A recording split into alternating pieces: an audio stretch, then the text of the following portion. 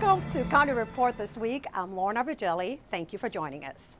Some Montgomery County residents are still cleaning up and making repairs to their homes following June's massive derecho. And as many of us know, the threats of more severe weather still exists with hurricane season in full swing until October. Montgomery County wants its residents to be prepared in case of another weather event or emergency. Our Susan Kennedy talked with Ralph Vines from the Office of Consumer Protection about how they're working to educate the consumer in these situations. Tell us a little bit about the Consumer Protection's role in making sure these folks have the proper repairs done. We passed out brochures and literature on that day suggesting that consumers only use licensed Maryland contractors to do the tree removal and to do the improvements. So we know we put the information in their hand. As you can see, it's been 6 weeks, but this home just barely has tarp and the trees have been moved, but there have been no real major repairs to the property yet. So these things are very time consuming, but it's important the consumer not rush to judgment, that they need to make sure they find a licensed contractor that has the ability to do the full scope of work. What is the role of the Consumer Protection Office in these situations? Are you guys out pounding the pavement, making sure folks are being properly compensated for and taken care of by these contractors? Well, at the initial height of the storm or right after the initial storm, we are out in neighborhoods that we think that are mostly affected, passing out information.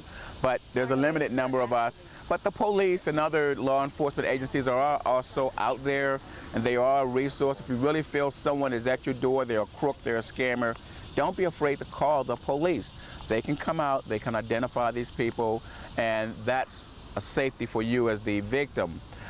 Our role is to try to help the consumer, to inform the consumer. We believe an educated consumer is the best. But then, of course, our secondary role is to process and investigate the complaints. And if we find that it's a violation of the law, we can seek some type of enforcement, whether through civil citations or criminal action against an unlicensed individual. Are we seeing an increase in these folks who are coming in and trying to take advantage of residents? Well, we have two types of incidents. One is, yes, the seasonal or catastrophic contractor. An event happens, they come from everywhere, they're looking for the quick dollar. Then there are the long-term contractors. For example, there's a group of contractors that we now label as travelers, who we know every year come through Maryland, they go up and down the East Coast, and they often do paving work and some driveway work. Well, we're seeing the same thing now with the tree contractors. Warm weather, they come out, but also during terrible events like storms, they come out. If you have any questions about common home repair scams, or if you think you've been a victim of one, you can contact the county's Office of Consumer Affairs at 240-777-3636. I'm Susan Kennedy for County Report This Week. The Montgomery County Worker Safety and Health Commission will hold a public hearing on safety and health challenges on the job faced by immigrant workers. Testimony will be given by county immigrant workers and also by authorities on occupational safety and health. There will be opening remarks by County Executive Ike Leggett. The hearing will take place on Friday, September 21st, starting at 9:30 in the morning at the Silver Spring Civic Building in downtown Silver Spring. Here's an opportunity where you can recognize someone whose ongoing work, service, and contributions have impacted human and civil rights in the county. The Montgomery County Office of Human Rights is accepting nominations for its 7th Hall of Fame. And here is how you can nominate somebody. The deadline is fast approaching, so the county's Office of Human Rights wants to make sure the public engages in nominating individuals whose work and service have impacted human and civil rights in the county. Applications go through a panel of judges, and the ceremony is held in October at the Black Rock Center for the Arts in Germantown. Since 2001, more than 70 individuals have been inducted in a display at the lobby of the Executive Office Building in Rockville. Nomination forms are available online at montgomerycountymd.gov/human rights or by calling the Office of Human Rights at 240-777-8456. Deadline is September 10th. Election judges with Spanish-speaking fluency are needed for the 2012 presidential general election. The Montgomery County Board of Elections is seeking bilingual individuals to serve as election judges at polling places on Election Day, Tuesday, November 6.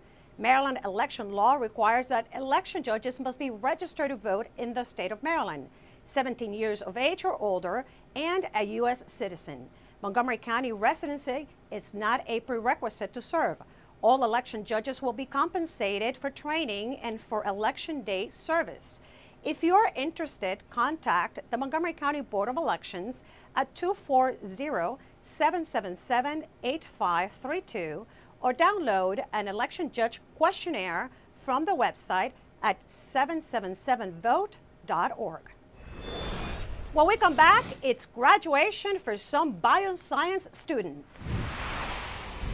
And Woodman Avenue in Bethesda is officially closed. We'll tell you why, and we'll be right back.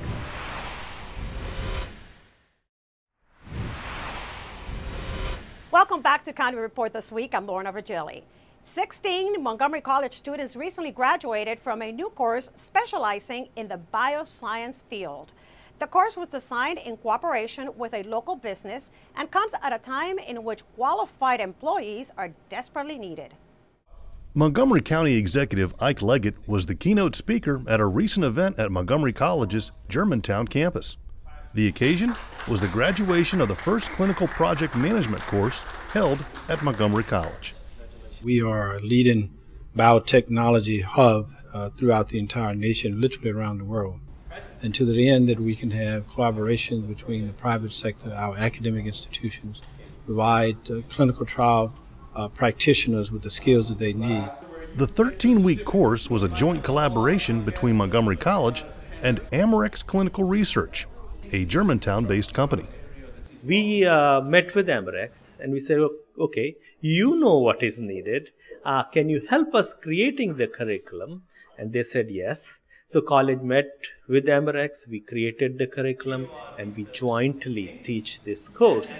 It's a marriage actually between the college and Amarex Clinical Research, in actually giving the students a chance to see what clinical research and management of a clinical program is all about. It's actually been in the making for the last 2 to 3 years. The state of Maryland is home to approximately 500 bioscience companies, about 300 of which are here in Montgomery County. With the growth of the companies that do clinical trial management for the biotech sector, there has emerged a need for this occupation.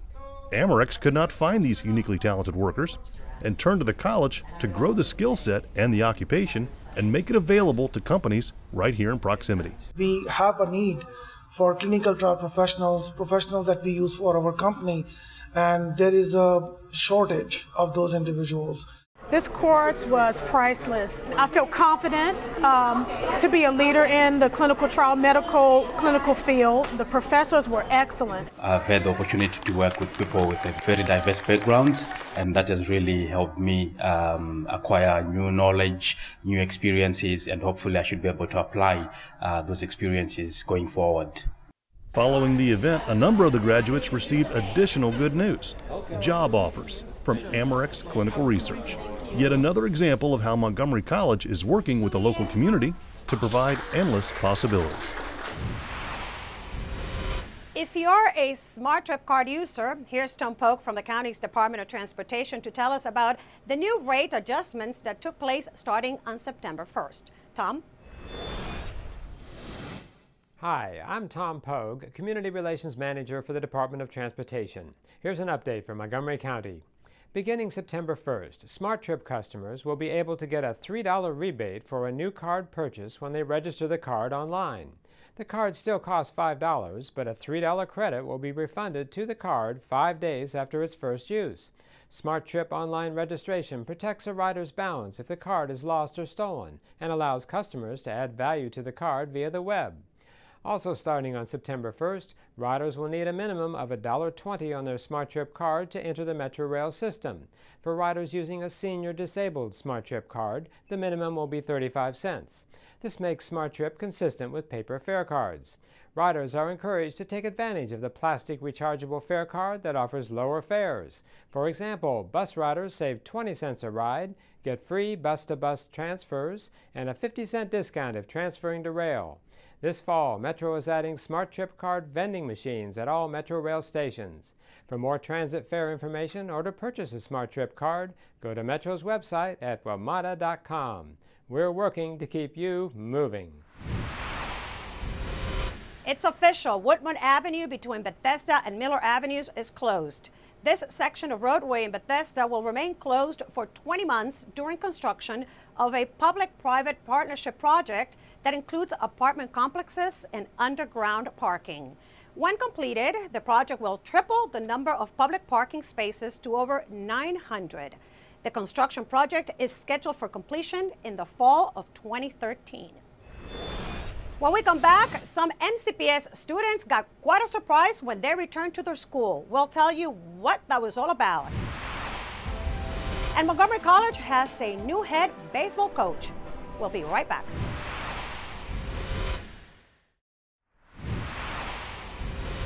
Welcome back to County Report this week. I'm Lorna Virgili. When Paint Branch High School students returned to school after summer break, they reunited with a lot of old faces, but were introduced to something entirely new. MCPS TV has the story. For students and staff at Paint Branch High School, 2012-2013 marks the start of a new school year in a new building. This newly modernized school is state-of-the-art, a big improvement over the old building originally constructed in 1969. This new school year is merely a week old, and like the premiere of a new movie, the reviews are positive. This is a beautiful facility. We have an NJROTC program. We have a restaurant management program, which is a full-fledged restaurant. A media center that looks like a law library. But I think what's really interesting about the building as well is the pattern in the floor represents the Paint Branch stream, which is what the school was named for. It feels like a campus. You know, it's like almost like a college campus, prepares you for college. These hallways, they're named after famous people or teachers who have made a great influence on the school. It just has a great feel about it. Building designers worked hard to make sure the new spaces support the many programs offered by the school. For example, juniors and seniors interested in a healthcare profession will receive real-world experience on state-of-the-art equipment in the Medical Careers Program. Those first few days when they walk into the patient's room at Holy Cross, they're going to be much more confident, much more at ease, because they've already used all that equipment. Classrooms at Paint Branch also offer the latest technology in the fields of science, digital media, and the performing arts. We got brand new state-of-the-art cameras. We've got 7 or 8 edit bays, brand new headset systems. And the television studio joins and backs into this amazing 900-seat auditorium here at Paint Branch, where we can, film any activity going on in the auditorium school-wide at a moment's notice. The new building is also a big hit with parents. It's a place where I can see that my son is going to flourish in his senior year. Later this year, the school expects to receive the LEED certification for the building's environmentally friendly and energy-efficient features. Montgomery College has named Dan Rasher as head coach of the Unified Baseball Program. Here's a story from MC. When MC decided to go to the one college unified model for sports, that naturally led to a lot of changes because it meant there'd only be one MC team per sport.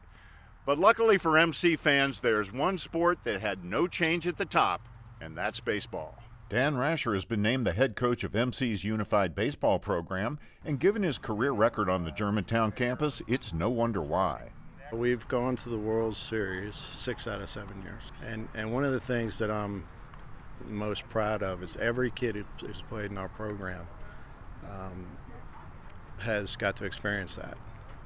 Everyone that has been here for 2 years. We've coached a number of really good kids here, and we have about 25 guys in 7 years that have gone with some sort of financial aid or scholarship to a 4-year school.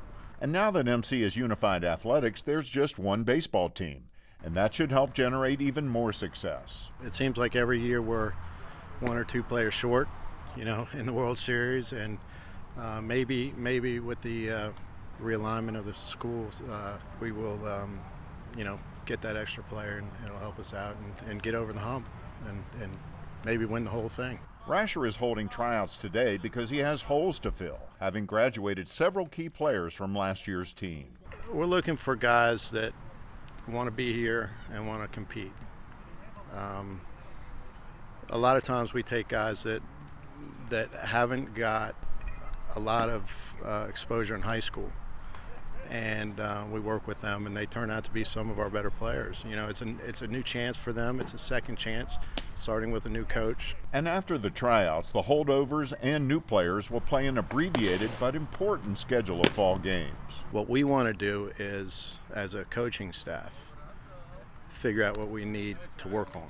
We need to evaluate our players, figure out what they need to work on, and then we hammer that home in the winter to get prepared for the spring. The Kentlands Lakelands 5K is a popular community event for all ages. Recently, it attracted over 1,200 runners to Gaithersburg for what is billed as the largest 5K race in Montgomery County.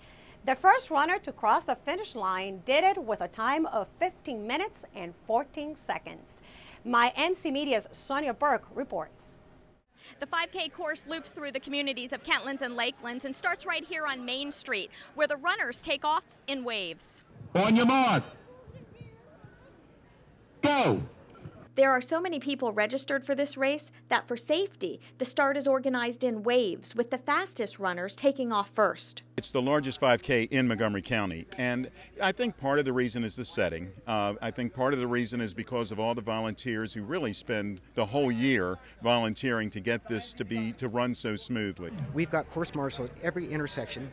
We've got 2 water stops on the course, and which is unusual for a 5K, but we just, this is for the runners. It's great to see people out cheering, running with your friends and neighbors. Just a great community event. Before the 5K begins, hundreds of kids sporting #1 race bibs take part in races dubbed fun runs, where they run an abbreviated course down Main Street and receive medals at the finish line. Another awesome runner, Chan Robbins of Arlington, Virginia, who won his 75 to 79-year-old age group with a time of 26 minutes and 7 seconds. So what was his strategy? It's a terrible feeling to start gagging and choking in the last mile when you've gone out too fast.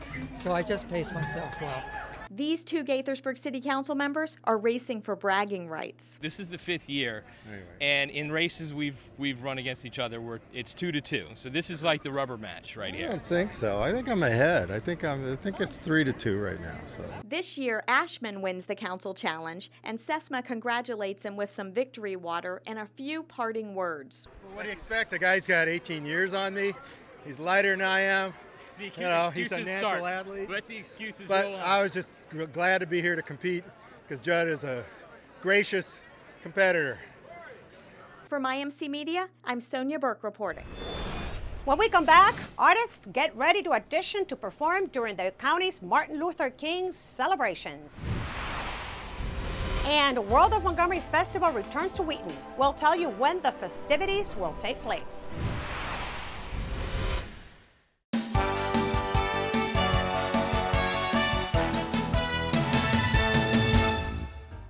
If you're a first-year or new international student at Montgomery College, then make sure to sign up for a first-year seminar class. Class sessions focus on strategies that will help you succeed and guide you in designing the best possible education plan.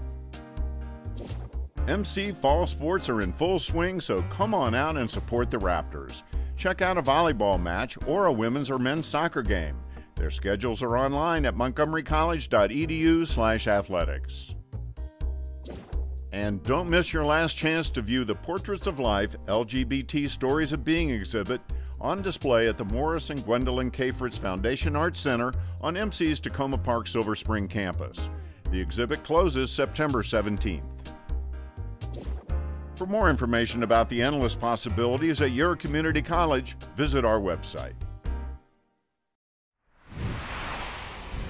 Welcome back to County Report this week. I'm Lorna Virgili. Montgomery County's Dr. Martin Luther King Jr. Commemorative Committee has announced a talent call for individuals and groups interested in performing in the 2013 Dr. Martin Luther King Jr. celebration. Auditions will take place on Friday, September 14th, starting at 5:30 p.m. at Montgomery College in the Music Building of the Rockville campus. The committee is seeking musical and dance performers, as well as instrumental selections, spoken word, and skit performances. Those selected will perform at the Montgomery County's celebration on Sunday, January 20th, 2013, at the Music Center at Strathmore. Those who are interested in auditioning must RSVP to mlkcelebration@hotmail.com in order to receive a 3-minute audition time. For more information, you may call 240-567-4203. With the colder months around the corner, time is approaching to start planning on container gardening inside the home. Here are some tips from our friends at Brookside Gardens. Hi, I'm Ellen Hartranft, a horticultural supervisor at Brookside Gardens, and I'd like to talk to you about container gardening. If you have a townhouse, condominium, or apartment and you'd like to bring nature a little bit closer to you, you can garden in containers for very low cost and low maintenance. This container you can purchase at your local hardware store, and it's planted with annuals for summer-long color. It's got papyrus, euphorbia, and coleus. You can select plants for sun or shade. Now this container I made myself at a very low cost using Portland cement, perlite, and shredded paper. This is a year-round container planting. You can create miniature landscapes using hardy evergreens such as this spruce. You can complement it with a beautiful foliage color and contrast with the coral bells and the golden sedums. You can use herbs, and it's a year-round landscape in miniature. If you'd like more information, contact Brookside Gardens Library. In our Pet of the Week segment, let's go to Kathy Stanhope from the Humane Society, who's asking you to adopt this male dog. Kathy? Hi, this is Kathy Stanhope with your Pet of the Week at the Montgomery County Humane Society, and we're here with a very scared little dog. This is Versace. He is an unneutered male. He will be neutered upon adoption, and he's only 9 months old, and he's just scared out of his mind. He's shaking, but he's so sweet. He's playful. If you have a senior citizen in your family that is looking for a pet, this is the pet for you. He is very easy to control, the little guy here. He walks well on a leash. He's quiet. He's sweet. He gets along with kids, so he'd be wonderful with grandchildren. He gets along with other dogs and cats. This is the ideal little guy for someone who doesn't want a difficult dog, because this would be a very easy pet to have. Very well mannered, very, very sweet. He was a give up, and quite frankly, we can't figure out why anybody would give this dog up. He's very, very nice, but right now he's scared. He's just beginning to settle down a little bit now. He's not shaking as much as he was when he first came in, but he wants to go home. He needs a home, and it's been proven over and over again that houses with pets really do very well with senior citizens. They do very well with pets because it lowers blood pressure when you have a dog in your lap, a nice, calm dog like this that you can pet and stroke. And even it's been proven that families with pets, the kids have fewer incidents of asthma or allergies, if they don't have allergies already to begin with. But asthma has really been a problem with a lot of kids lately, and households with pets do not have as much asthma with their children. So come on down and get this little guy. He wants to go home with you. His name is Versace. He's very, very sweet. And remember, for August, September, and October, the Montgomery County Humane Society is participating in the ASPCA Rachel Ray $100,000 challenge. What they're challenging us to do is to adopt at least 300 more pets during August through October than we did last year. And we are desperately trying to meet that goal. And we need your help. So if you're ever thinking about adopting a pet, between August and October is a good time, because we're having numerous specials. Just go onto our website, mchumane.org, and find out more about the challenge and the different adoption specials that we're going to be having during that time. Give us a call at 240-773-5967, or as I said, visit us on the web at mchumane.org. Mark your calendars for Sunday, October 21st. World of Montgomery Festival returns to the Wheaton Triangle, filled with entertainment from around the globe, international food and craft vendors, and a health fair. World of Montgomery will start at noon, and for more information, visit worldofmontgomery.com. And with that, we close this edition of County Report this week. Remember to like us on Facebook and to join us at this time every week for a look at what's going on inside Montgomery County. I'm Lorna Virgili, and thank you for watching.